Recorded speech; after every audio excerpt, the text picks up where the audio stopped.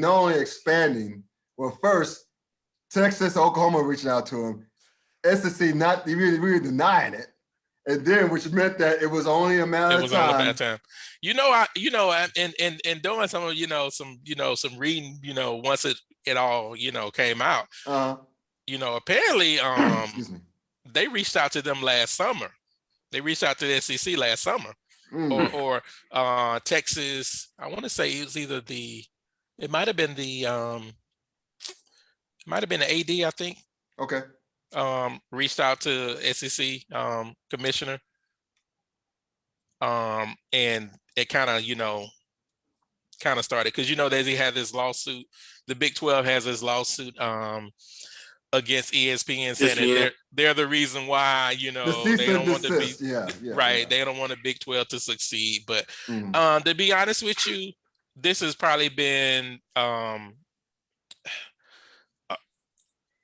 and I'm gonna go back to the previous when the SEC previously expanded and included Missouri and Texas A&M. Yeah. There was talk then that Oklahoma was possibly going to be added to the conference, and I think that got preempted because of course at the time Texas didn't want to give up the Longhorn the Longhorn Network, but obviously there's no way they can come to the SEC and still have that. Right. So that I'm sure that was the first hurdle to be right.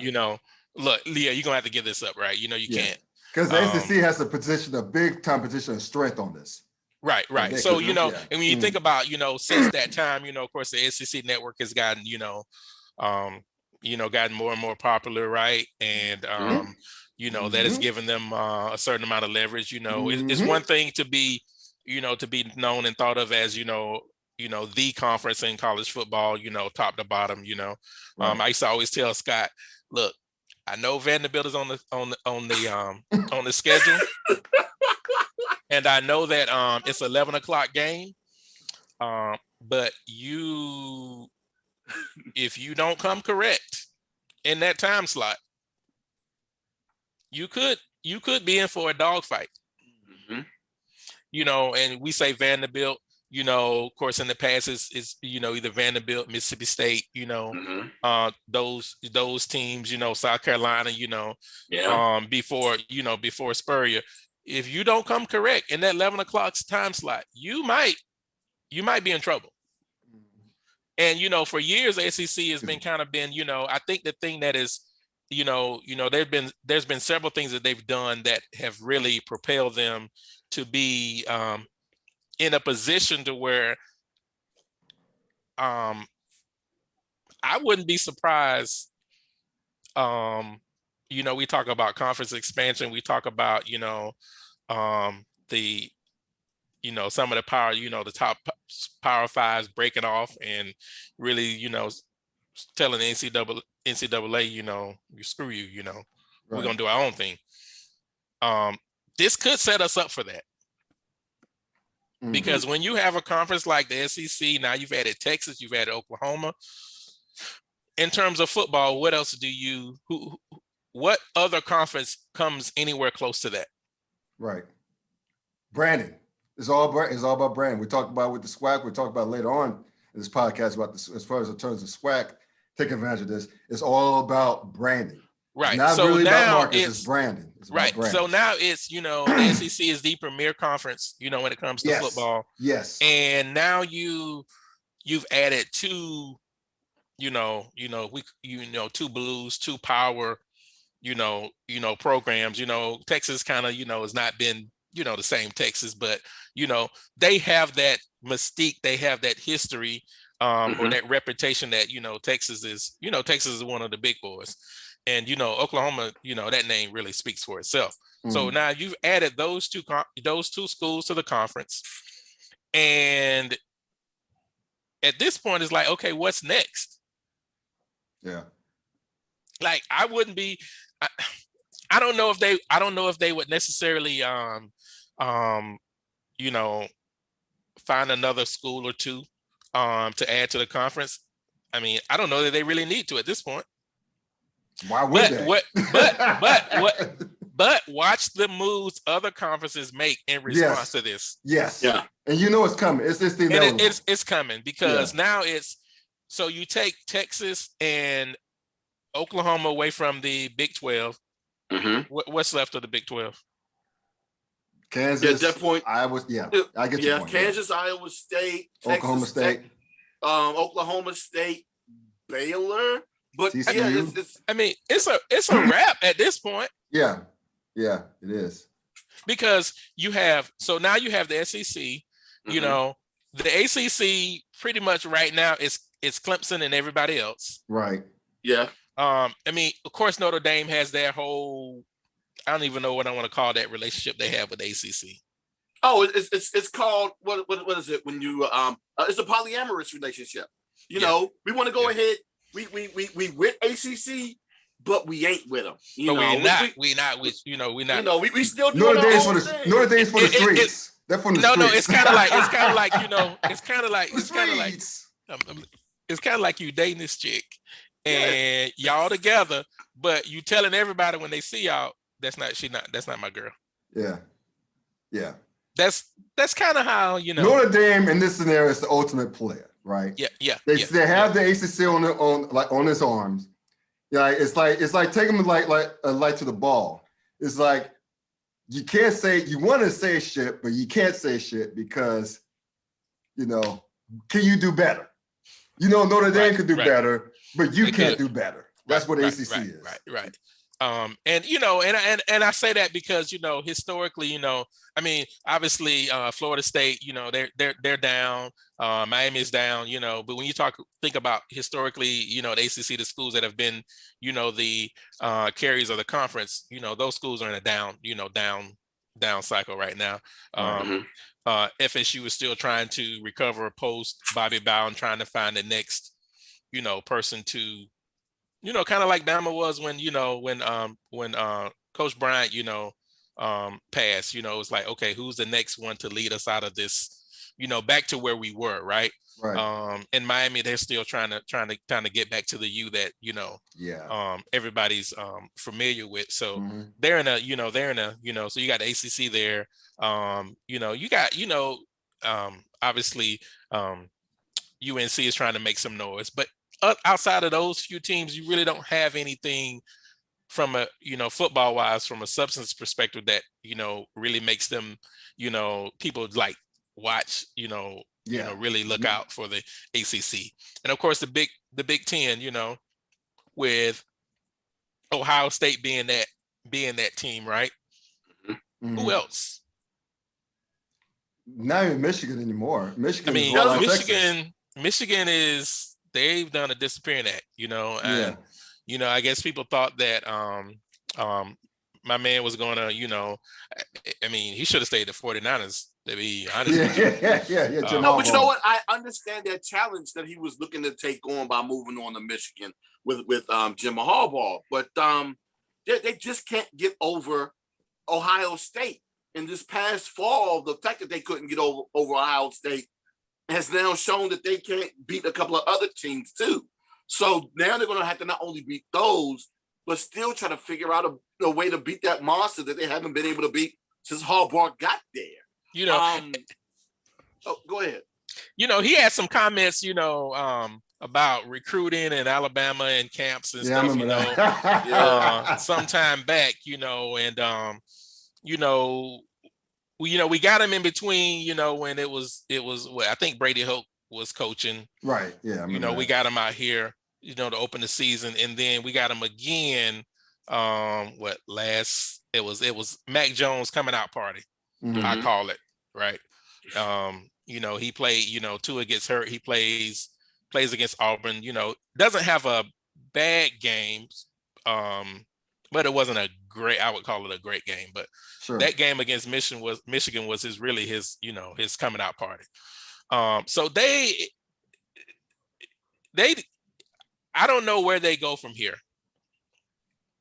Michigan. I don't. But back to the conference as a whole. So now what does the Big 12 do now? What does the Big 10 do now? If they want to be thought of as, on a, up there with the SEC, what do? they need to make a move, right?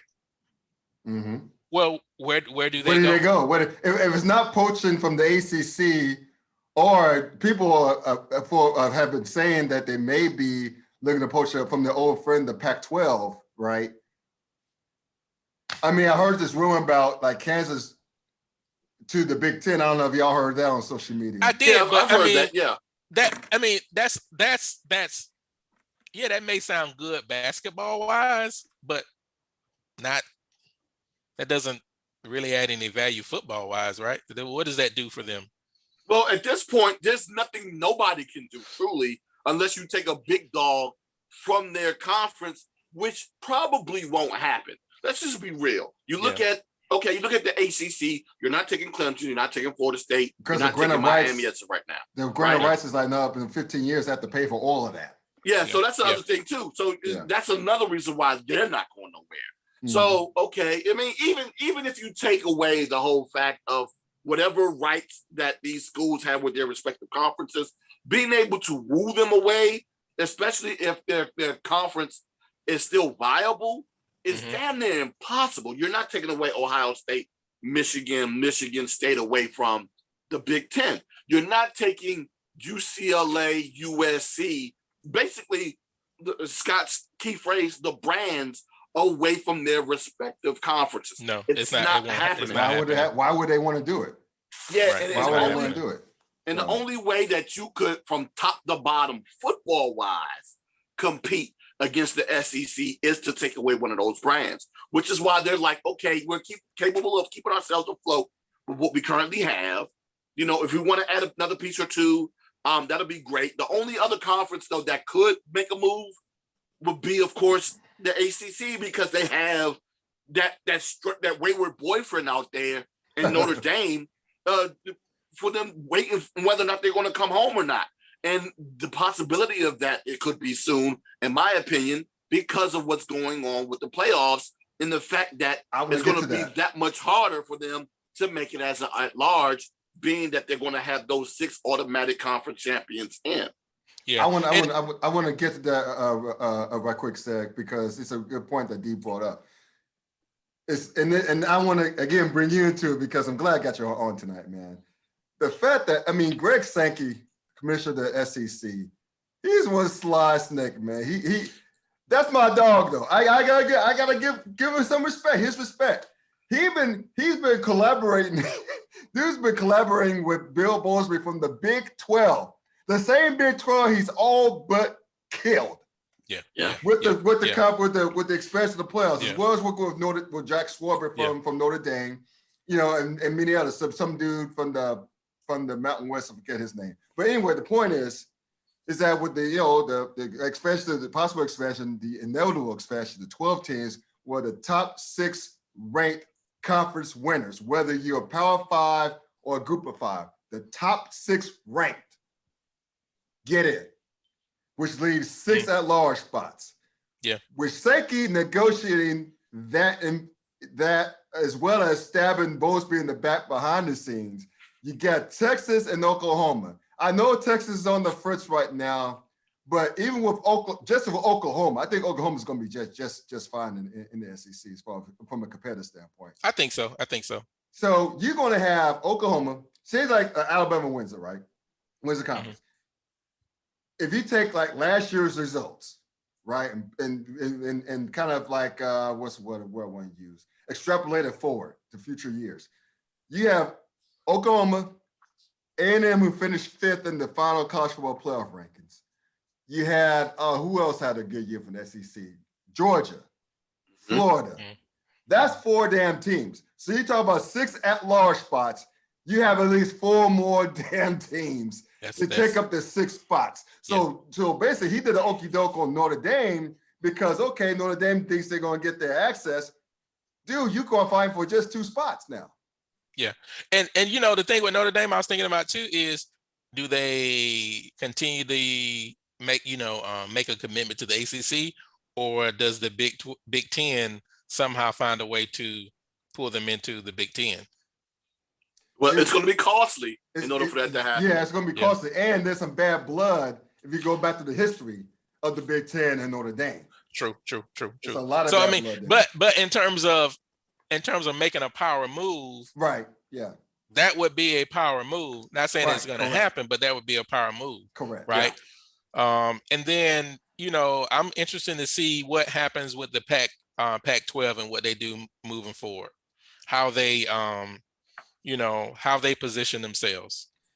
But as of right now, the commissioner made an announcement during their media day that they're not looking to expand right now. But of course, bullshit. Well, I mean, he followed that up right back with, "We're not looking to expand right now, but we're going to investigate it." Right. So basically, you're looking to expand. Let's be real. Right. Basically, right. Put a positive to the negative. Dude, you're doing it. Stop playing. The question is though, it's okay. So looking at the Pac-12, obviously they're going to look at including teams from the Big 12, right? Mm-hmm. Right. Depending on who that is, it remains to be seen who those teams end up becoming, because I just don't see the Big 12 lasting much longer. You know what's such? I beg to differ, and let me explain why. Right. First and foremost, let's be real. They were the fifth Beatle in this situation. It was basically Michael Jackson and the Jackson 5. And I'm talking from a brand perspective with Texas and everybody else. But if you're talking about from a talent perspective, as it pertains to football, it was Oklahoma and everybody else. So either way you look at it, it's still Michael Jackson and the Jackson 5. And they were still the fifth best in amongst those Power 5 conferences. Even if they were to add teams from either the Conference USA, the AAC, wherever those schools within that region, it would still be the best or the fifth best of that Power 5. There's no way in the world they're getting out of that number 5 slot. Right. The money they won't be getting. And the money, they're not getting that money when Texas and Oklahoma officially leaves. But no. So I mean, so they're losing 2 big schools, but they were already the fifth dog anyway. So it really don't even matter. Yeah. And because of the brand that they've created as a conference, if they could somehow get some other teams in there, that would be the best way to keep them viable. But what they currently have, that's going to be a problem if they can't seem to fill those slots. Yeah. But the possibility of them filling those slots is going to be there for those teams that are going to want to look to participate in the playoffs, because they already know that's an automatic qualifier. That's right automatic there. Correct. Yeah. Whereas being those group of 5 teams, you don't get that. And then you, of course, you have, they have the ability to go ahead, not now, because unless they move with CBS, I was going to say they could do like everybody else just about and do a deal with ESPN, but no, you can't do that because now you're suing them. Right. Yeah. So now you burn that bridge. CBS. So you already burnt that bridge. So they're going to need that network, and they're going to need to do something soon about that. But like I said before, I don't see them being any worse than what they currently are, unless they can't fill slots. And that's a good point. That I didn't think about that. That is a good point, right? You lose those 2 schools, you just need to fill those spots, right? And teams that would be open to that would be schools that are, look, I want to get into the playoffs, so therefore I need to align my, even though you're not number 1 in terms of Power 5, right? You still in the door, right? Right. So for now. For now. Speaking of which, since we're already talking about it, let's just do this. Like, let's play a game of where the hell are the other Big 12 schools going to go, right? So I think let's just start with the easiest one. I think West Virginia's ACC bound. I think it's the inevitable. They're right in the middle of the footprint. I know the ACC likes to be at the Big Ten, give a damn about athletics, but let's just be real. They got Louisville a few years ago to replace Maryland. Louisville at the time wasn't the most academically sound school. So they're great in their athletics. This is why the ACC nabbed them. And they've been happy about it ever since. You go past the University of Louisville, there's only an hour and a half south of here, Cincinnati. You can see where the ACC money is kicking in. Let's put it that way. So West Virginia already has a rivalry with Pitt. The backyard ball should be played every damn year, as well as Penn State and Pitt. But that's another story from the time. and as well as Virginia Tech, rivalries with Virginia Tech, Syracuse, I know took from it. And who else? Boston College, and I think Louisville. Uh-huh. So they're a natural fit. Now let's go to the more murkier ones, right? We mentioned the Big Ten. People talking about Kansas. Someone was saying either Kansas and Oklahoma State or Kansas and Iowa State because of the footprint. It's all about the markets at this point. Yeah. Oh, of course. It's all about the markets at this point. And last but not least, as far as the Pac-12 goes, they're talking about that alliance or whatever the hell they called it. I think only two Big 12 teams would maybe fit that. And if out is Oklahoma State and Texas Tech, just again for footprint and for football reasons. You get Texas Tech, you can recruit Texas as a Pac-12 school. Same with Oklahoma State. You can still technically recruit Texas still, right? And so that's why and the rest of those schools, the two private schools, Baylor, TCU, and Kansas State, they have Group of Five written all over their asses. I don't think they had any value to a Power Five. But what say you, bro? Where the hell are these Big 12 schools left behind gonna go? Yeah, I mean, initially I thought, hey, they would, that conference would dissolve, but I don't know that necessarily the Big 12 wants that to happen, right? Sure. I think they're going to try to do what they can to pull, and it may be pulling in a team that that may not be on the radar in terms of, that's currently in a Power Five, right? Sure. And I say that I'm thinking about a school like a Houston, right? Cincinnati too. From a enrollment perspective, those numbers are up there. They just don't necessarily have the hadn't been in one of those conferences.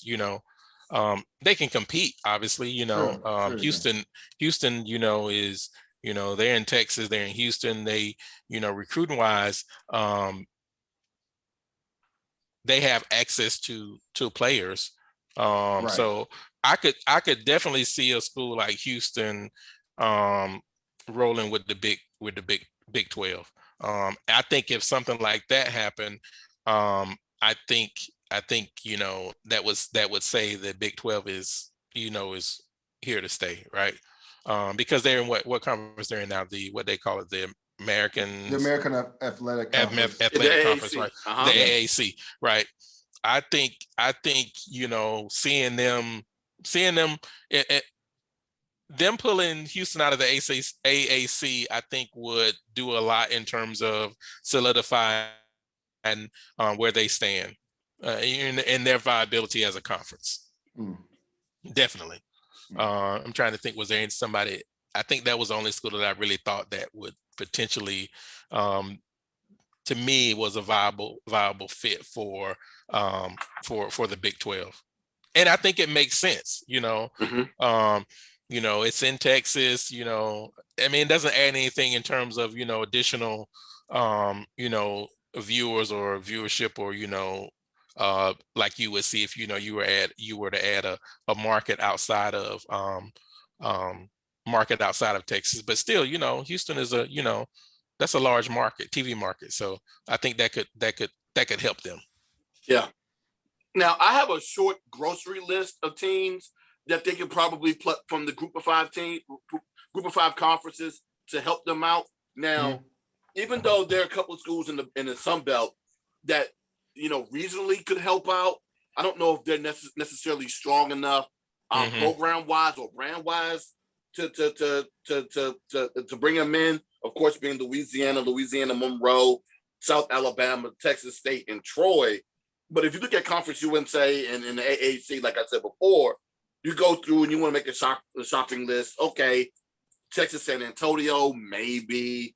UTEP, maybe. Yeah. Alabama, Birmingham, maybe. Maybe Southern Miss, Rice, North Texas, Louisiana Tech, SMU, but like you said, Houston, Tulane, Tulsa, and who else? And if you want to be a super reacher, Cincinnati or Memphis. So those are that would be a grocery list of teams I would look at potentially, and then try to figure out what 2 or 4 from that group I would take to go ahead and now help. You mentioned North Texas. That's an intriguing one to me. Okay. Obviously, they had some success, and I know we're talking about football, but obviously they had some success during the NCAA tournament. And then from a football perspective, teams are scheduling them. And they've made their rounds in terms of playing against some of the Power 5 schools. Teams tend to schedule the Mean Green. We played them a few times, but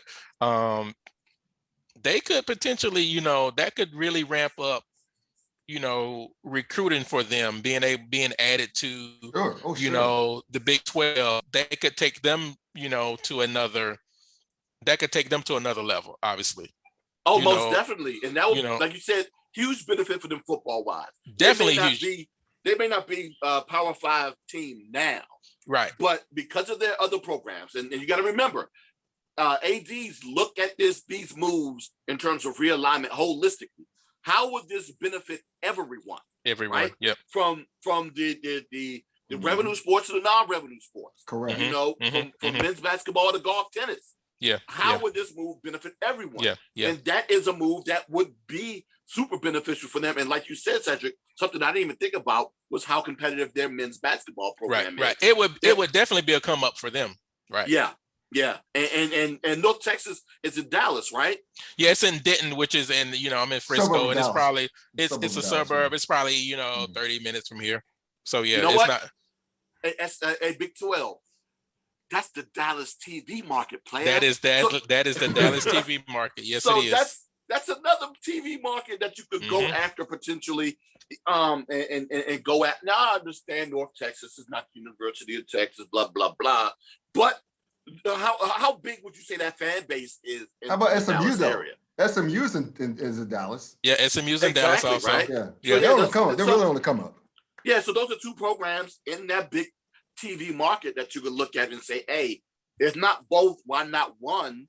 And bring them in, and we're looking at another TV market to go ahead and usher into this conference, along with making us a little bit more attractive in terms of getting a network. Now you mentioned another school, and you mentioned Troy, which is in Alabama.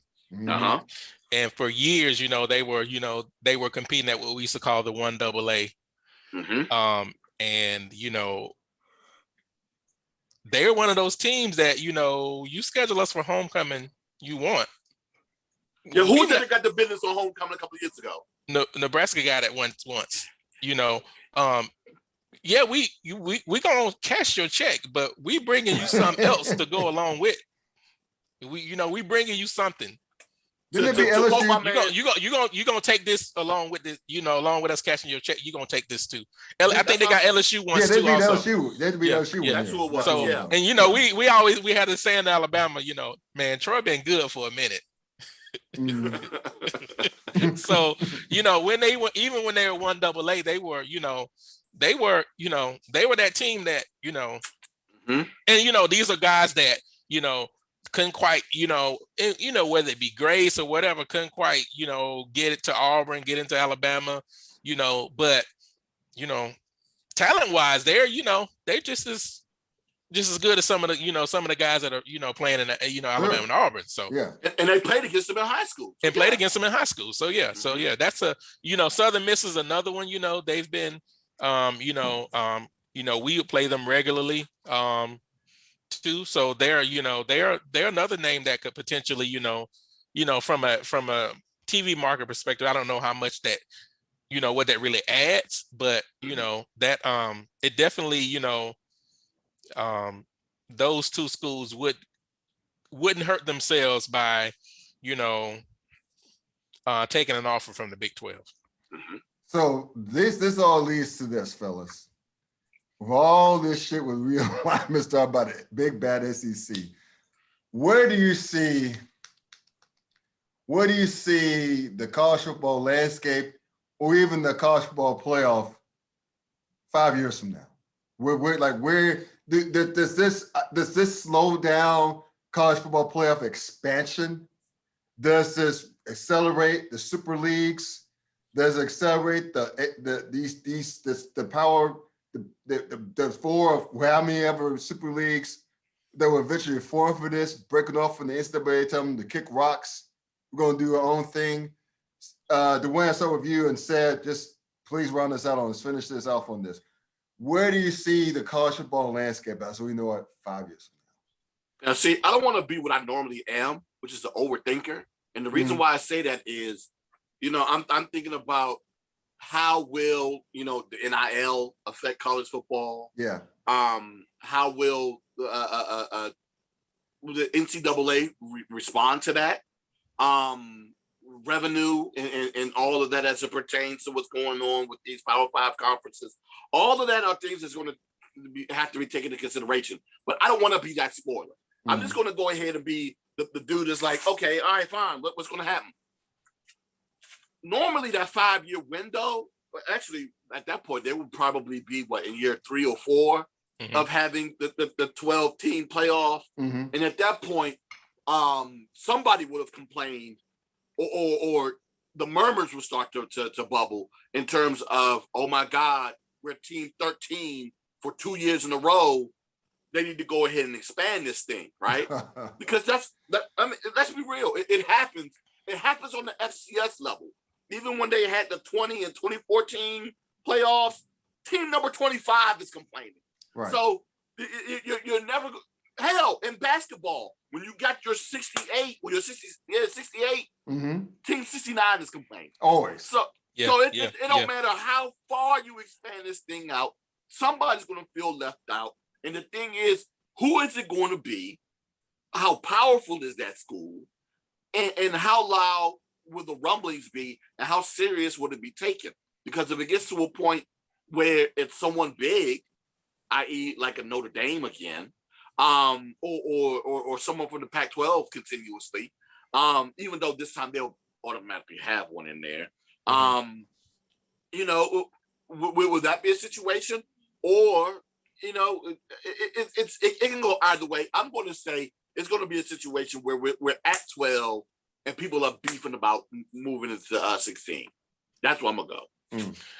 I'm going to take it to the standpoint of I think this probably gets us to a situation where you have the top teams, top conferences breaking off and doing their own thing.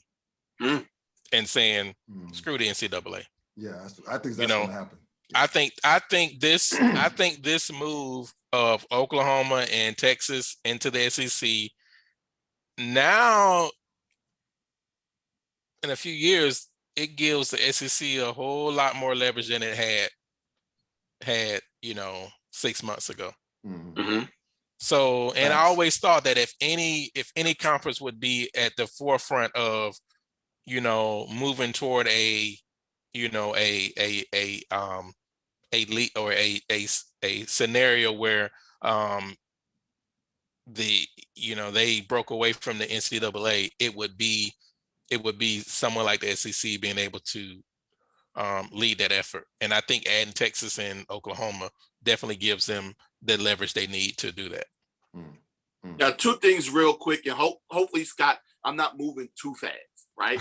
So, but I've said this on the show before. Yeah. With all of the teams that are within the Power 5 conference and Notre Dame, you might as well count them too, because I'm not just thinking football, I'm thinking basketball as well, right? You get 64, 65 teams. That means you can do your playoffs, however you want to do it, and you'll be able to do your own basketball tournament.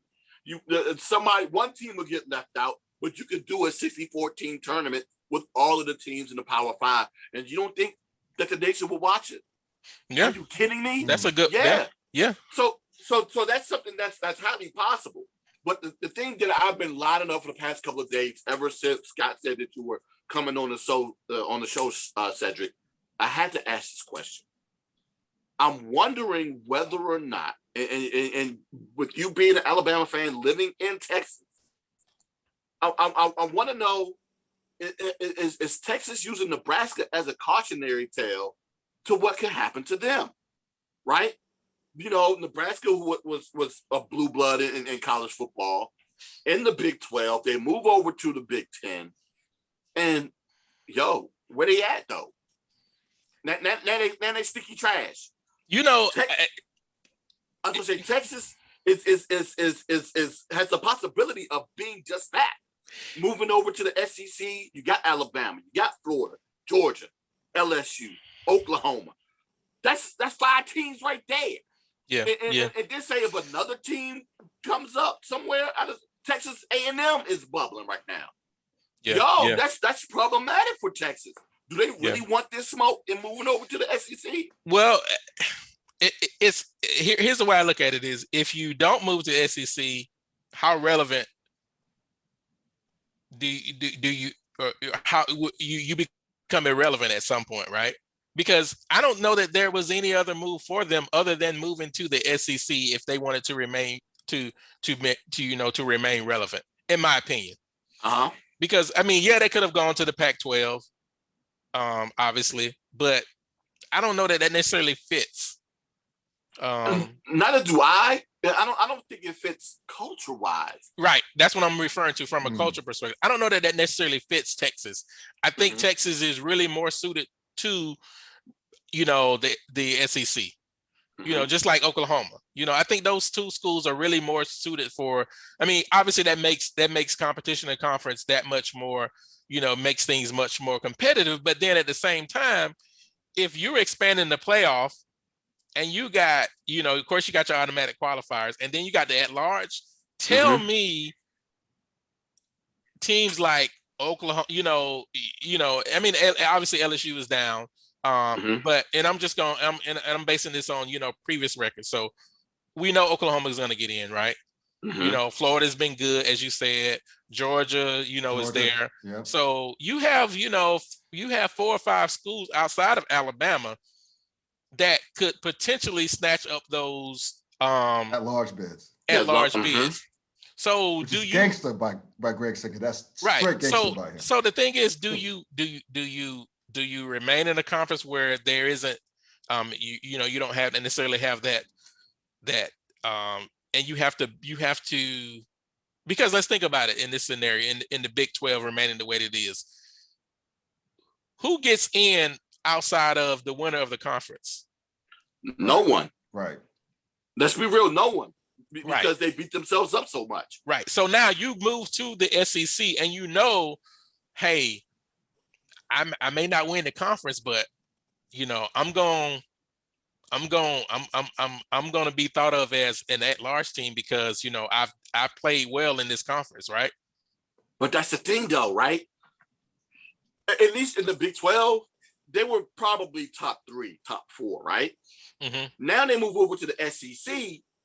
They're 6th, 7th, 8th best, and this is even before they even play the game in the conference. Yeah. And they look like they could be borderline another UT, which is the University of Tennessee. So they move over to the SEC and do that. How relevant are they then? Because you no longer have a network. You lose that by moving over to the SEC. You're now sub 500 potentially. Yeah. You're losing recruits to other teams and from your state to other teams in your conference. But that spells Nebraska to me all day. I think the difference between I think the things that Texas has going from it and Nebraska didn't. One is Nebraska's ego got the best of them. And I'm not saying Texas doesn't have it. They were butthurt by Texas. Right. And I'm not saying Texas doesn't have an ego, but I feel like for them to say or agree to, okay, you got to give up the Longhorn Network. For them to agree to that, I think that might be them or their way of saying, okay, right, we're gonna have to check our ego at the door. I mean, obviously the fans got egos that are out of this world. Oh hell yeah! We know some Texas Longhorn fans personally. Texas guys that, we know them personally. Yeah. And they that oil money, that, those deep pockets, we richer than everybody else. So therefore we can do whatever we want to. Mm-hmm. I don't think that wasn't going to fly in the SEC. Right. So yeah, you have an opinion just like all the other member schools, and we will take your opinion. I'll say this, man, as far as the Texas and Nebraska comparison, at least Texas has a fertile area where they can recruit from, right? And that's another point too. That's the point. Nebraska does not. That's an. Yes. And you know what, you mentioned Tennessee. You brought up Tennessee. That is Tennessee's issue. Tennessee is not a recruiting hotbed. Right. Not no more. Yeah. Right. And that is what's really, that, and they, we won't get started in the dirt, Phil Former did, but trying to bring Alabama down. But however, they've never been a huge, they've had some good players come out of Tennessee, but they were never a huge recruiting power. And when you look at those teams that you look at the roster when they won the national championship, T. Martin was from Alabama. Running back, forget his name. He was from Atlanta. So yeah, they recruited Tennessee, but they also went and recruited, the Southeast also. Right. Yeah. You see, in Nebraska's case, in the Big 8 days before the Big 12, because they play at Oklahoma every year, they were to go down to Oklahoma and Texas to recruit. Yes. And that picked up in the Big 12, but obviously when you leave the Big 12, how are you going to convince some kids from Texas and Oklahoma even to go ball in the Midwest? That's and Texas is such a recruiting hotbed. It's such a for the recruiting ground.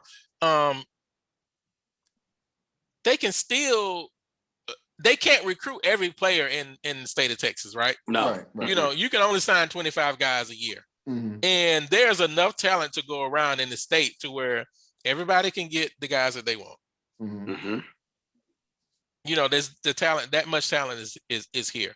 So I back to your point. Yeah, I think they look at Nebraska as a cautionary tale of we know what not to do. Exactly. There you go. So go ahead. Yeah. Go ahead. Oh, no, I was going to say, we could put a bow on this segment, because it's going to be, goddamn, I love college football. And stuff like this, man, conference realignment, the college football play, well, forget the college football playoff expansion that's going to eventually happen. This realignment stuff, it's just, that's water cooler talk. That I've been glued to radio stations I never even heard of talking about this. It's funny though, Texas. I was in, we went to Alabama, drove to Alabama. It was actually the week that it was SEC Media Days. It was that Wednesday, I believe. We were driving to Alabama, and, listen to the radio, and I'm like, I can't believe. And, the news is breaking, Feinbaum is breaking, with Texas and, Oklahoma, OU, or, it could potentially happen. Of course, Texas A&M saying they don't want them in the conference, blah, blah, blah, blah, this and that. They won't sign off on it. But, obviously somebody told them they need to keep the mouth shut. Yeah. But, I'm thinking, I'm just like, isn't this like Texas to do something like that where A&M is about to get on the podium and, at media days, and then this story breaks. Like, that's the pettiness is if that's not petty, I don't know what is. Hey, but I've seen it so much here in DC where one team is doing well and the football team is like, oh, y'all doing good? Hey, I need attention too. Yeah, I've seen that. Hey, but what another thing it does, that Texas A&M, UT rivalry is back on, right? Mm-hmm. And it continues. It's about time. And it continues the Red River Shootout with OU and Texas. So yeah, so I mean, of course, obviously, I was telling one of my coworkers, I was, when the news broke, And I said, you know what this means, don't you? I said, it means Alabama gets to whoop Texas on a more regular basis. Of course. And moving right along.